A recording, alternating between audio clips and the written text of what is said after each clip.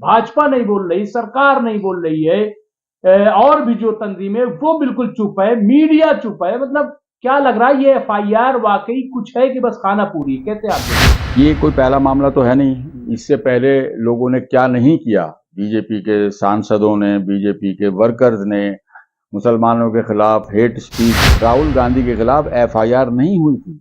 न सिर्फ ये कि इस आदमी को फौरी तौर पर गिरफ्तार हो जाना चाहिए था अगर ये कोई आम आदमी होता, बल्कि इसकी जमानत भी मुमकिन नहीं थी होना, क्योंकि 100 मुकदमे उसके खिलाफ। और जब उसके खिलाफ एफआईआर दर्ज करने पर मजबूर हो गई पुलिस, तो फौरन उसकी गिरफ्तारी जरूरी थी।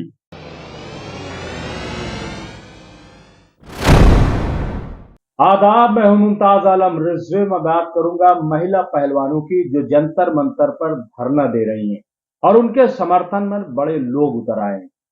इसके साथ ही मैं बात करूंगा कुश्ती महासंघ के अध्यक्ष और भाजपा के सांसद बृजभूषण शरण सिंह, जिनके खिलाफ अब कनॉट प्लेस थाने में बाकायदा पॉस्को एक्ट के तहत एफआईआर दर्ज हो गई है। और ये एफआईआर दर्ज हुई है सुप्रीम कोर्ट की मुदाखलत के बाद। सुप्रीम कोर्ट में जब पिटीशन दाखिल की गई तो सुप्रीम कोर्ट ने दिल्ली पुलिस से पूछा कि आखिर एफआईआर दर्ज क्यों नहीं की जा रही है। तो पहले तो दिल्ली पुलिस ने यह जवाब दिया कि चूंकि मामला संसद का है, जब तक जांच नहीं होगी एफआईआर नहीं होगी। लेकिन मामला टेक्निकल था, पुलिस को आखिरकार कहना पड़ा कि हाँ, हम एफआईआर दर्ज करेंगे और एफआईआर दर्ज हो गई है। इसके बावजूद अभी महिला पहलवान धरना दे रही है और उन्होंने कहा है कि हम ऐसे उठने वाले नहीं हैं। वो सिर्फ कुश्ती महासंघ से ही इस्तीफा नहीं देंगे, बल्कि उन्हें संसद की सदस्यता से भी इस्तीफा देना पड़ेगा और उन्हें जेल जाना पड़ेगा। लेकिन सवाल यह है कि क्या महज एक एफआईआर से बृजभूषण शरण सिंह को जेल हो जाएगी? क्योंकि आज ही उन्होंने ये बयान दिया है कि दिल्ली पुलिस हमारे साथ इंसाफ करेगी। तो क्या दिल्ली पुलिस इंसाफ करेगी? इसके साथ ही उन्होंने जो पहलवान है विनेश फोगाट, उनके घर वालों को धमकी दी है और कहा है कि मुझे जनता ने संसद बनाया, 6 बार का मैं संसद रह चुका हूं, इनसे, इनके कहने से मैं कैसे हट जाऊंगा। लेकिन मामला क्या वाकई इतना आसान है? क्योंकि अभी आपने देखा होगा कि एक एफआईआर पर, मानहानि पर राहुल गांधी की संसद की सदस्यता चली गई और सबसे ज्यादा 2 साल की सजा हुई, कोठी तक छिन गई।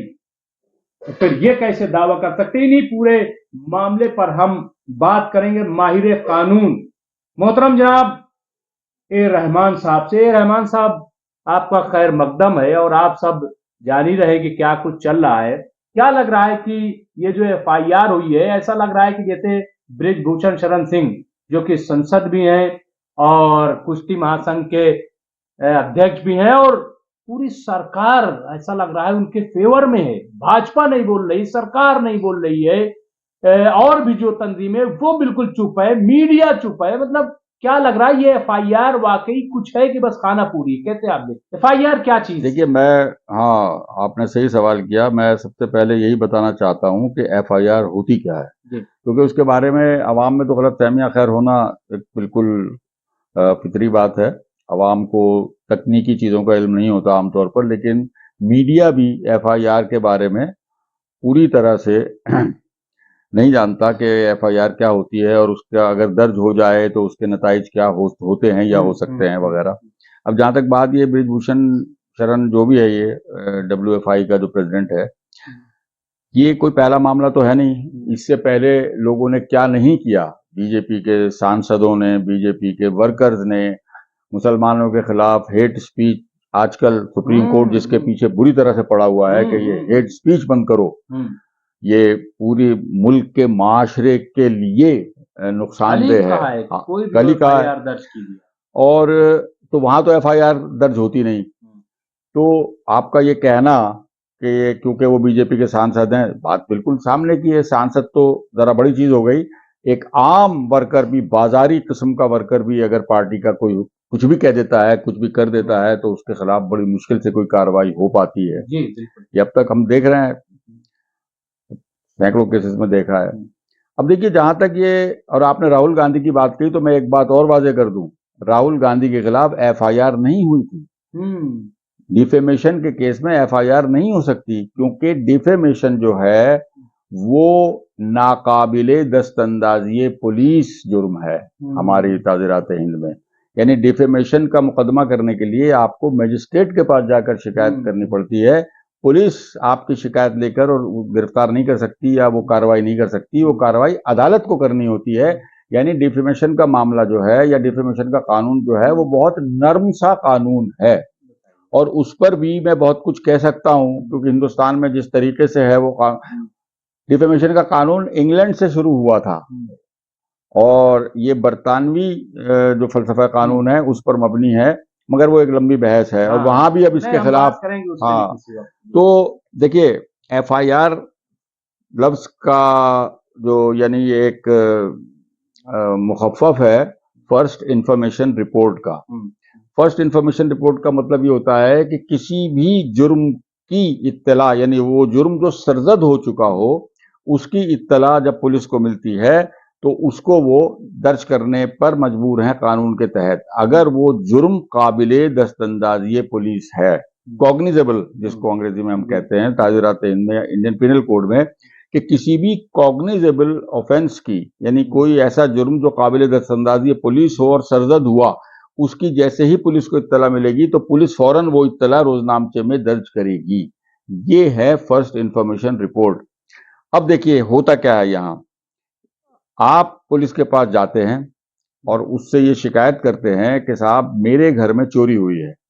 चोरी काबिले दस्तंदाजी पुलिस है। काबिले दस्तंदाजी पुलिस हर वो जुर्म है जिसमें पुलिस को गिरफ्तार करने के लिए किसी अदालत के वारंट की जरूरत नहीं होती और वो फौरन जाके उसको गिरफ्तार कर सकती है।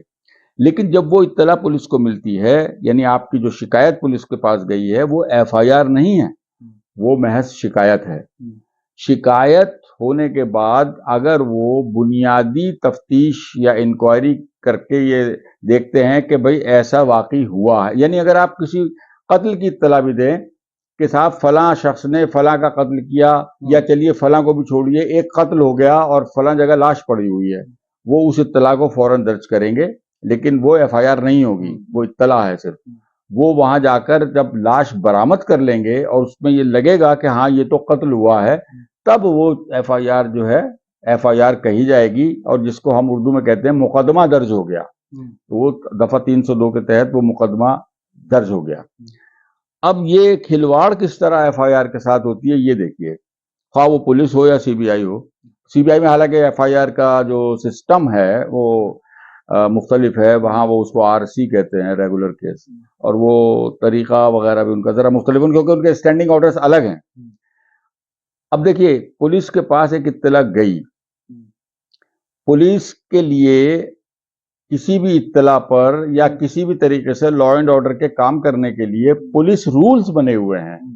उन पुलिस रूल्स के तहत standing orders from time to time वक्तन फवक्तन इशू किए जाते हैं कमिश्नर ऑफ पुलिस की तरफ से या होम मिनिस्ट्री की तरफ से, और पुलिस उन स्टैंडिंग ऑर्डर्स पर और उन रूल्स पर जो बना दिए गए हैं अमल करने पर मजबूर है, यानी वो बाउंड है, उसका फर्ज है कि वो उनके मुताबिक काम करे। लेकिन पुलिस उनके मुताबिक काम नहीं करती, क्योंकि हमारे यहाँ पुलिस के काम में पॉलिटिकल इंटरफेरेंस यानी सियासी मुदाखलत बहुत ज्यादा है, बहुत ज्यादा है। दिल्ली में किसी हद तक कम है, दिल्ली क्योंकि राजधानी है, कैपिटल है, लेकिन होता यह है कि अब सियासी मुदाखलत इस कदर बढ़ चुकी है पुलिस के काम में कि जब तक सियासी दबाव ना हो पुलिस उन मामलात में भी किसी भी किस्म की कार्रवाई से गुरेज करती है जिन मामलात में कार्रवाई करना कानून के तहत उसके लिए लाजमी है।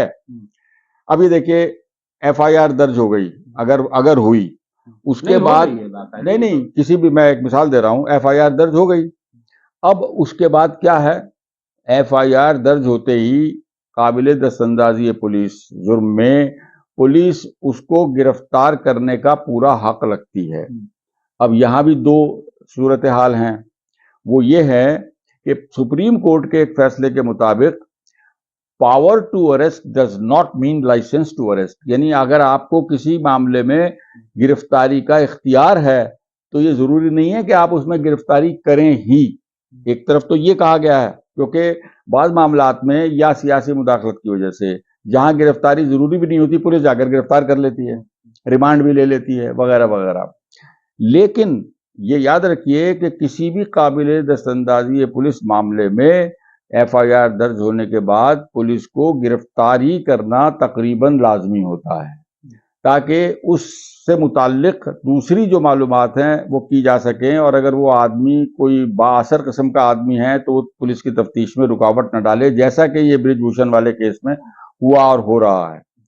वो ये है तो कि बाकायदा पॉक्सो के तहत है, और वो अब हुआ हुआ है कि जो नाबालिग, चूंकि 8 लोग गए थे जी सुप्रीम कोर्ट, उसमें एक नाबालिग है, जी जी तो जी सुप्रीम कोर्ट ने ये भी कहा है कि इनको सिक्योरिटी दी जाए, इनको जान को खतरा है, ये तक का है जी। हाँ, तो बस देखिए सुप्रीम कोर्ट ने जब यहां तक कहा है तो जाहिर है कि सुप्रीम कोर्ट के सामने वो हालात लाए गए हैं, और सुप्रीम कोर्ट खुद भी समझता है कि इन मामलात में जहां कितना ताकतवर शख्स है, सरकार और की तरफ से कोई नहीं बोल रहा है, भाजपा ने कुछ जी, वरना पुलिस का ये मामला इतना हसास होता है, किसी नाबालिग लड़की के साथ छेड़छाड़ का, या अगर वो नाबालिग ना भी हो तो जिनसी हिरासानी का कानून बहुत सख्त है हमारे मुल्क में, और उसमें आपने देखा ही होगा कि उसका फायदा भी बहुत उठाया गया है मीटू के जमाने में, कि अगर औरत झूठी शिकायत भी किसी के खिलाफ कर दे तो पुलिस उसको छोड़ती नहीं है, उसको फौरन गिरफ्तार किया जाता है और सारी सख्त से सख्त कार्रवाई उसके खिलाफ की जाती है, पूरी तफ्तीश की जाती है।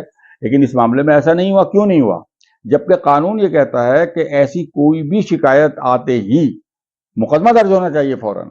और रहमान साहब, अगर आप जंतर मंतर जाएंगे तो वहां एक बोर्ड लगा रखा है, 36 मामले दर्ज हैं जी बृजभूषण के खिलाफ, और इन्होंने ये बताया है कि ये 100-200 लड़कियों का मामला नहीं है, बताया करीब 1000 के करीब जो है। और इसमें ऐसा उन लोगों का ये कहना है, बहुत सारी बातें सामने नहीं आई, लेकिन ये कहना है कि दरअसल इसमें कई चेहरे हो सकते हैं, क्योंकि लड़कियों का मामला है। बिहार का मामला आपने देखा होगा कि जो भाई वो भी देखा है, और ये याद रखिए कि हमारे यहाँ एक बड़ा सख्त कानून है जिसका नाम है हैबिचुअल ऑफेंडर्स एक्ट, यानी आदि मुजरिमों से मुताल्लिक जो कानून है। ऐसे तमाम मामलात में जैसे एक चोर पकड़ा गया और पता चला इसके खिलाफ 7-8 मुकदमात पहले से चोरी के दर्ज हैं, तो उसको आदि मुजरिम की तरह से ट्रीट किया जाएगा, उसकी जमानत ही नहीं होगी।